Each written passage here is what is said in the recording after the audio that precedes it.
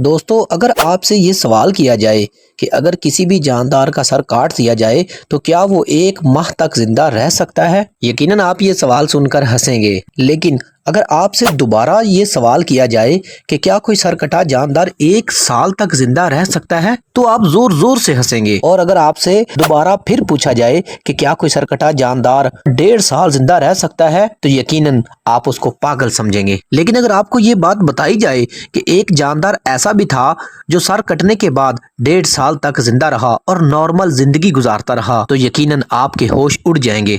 آپ دیکھ رہے ہیں نالج ٹی وی۔ آپ لوگوں نے میرے چینل کو ابھی تک سبسکرائب کیوں نہیں کیا؟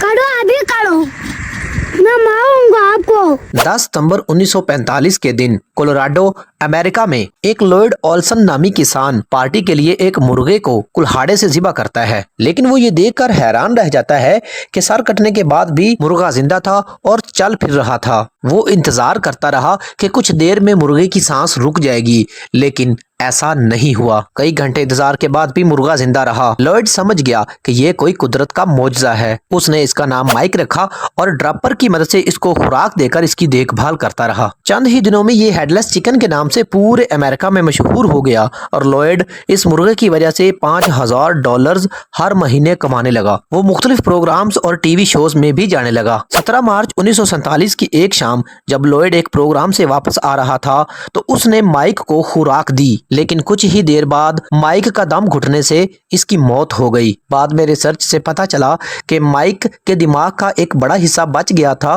جس کی وجہ سے وہ 1.5 سال تک معجزاتی طور پر زندہ رہا۔ مائک کی یاد میں کولوراڈو میں ہیڈ لیس چکن ڈے بھی منایا جاتا ہے، اور امریکہ میں mic the had less chicken کے نام سے ایک بہت بڑی یونیورسٹی بھی بنائی گئی ہے۔ واقعی یہ خدا کی قدرت کا ایک کرشمہ تھا۔ اگر آپ دنیا کے بارے میں ایسی بہت سی انٹرسٹنگ معلومات حاصل کرنا چاہتے ہیں تو چینل کو سبسکرائب کریں۔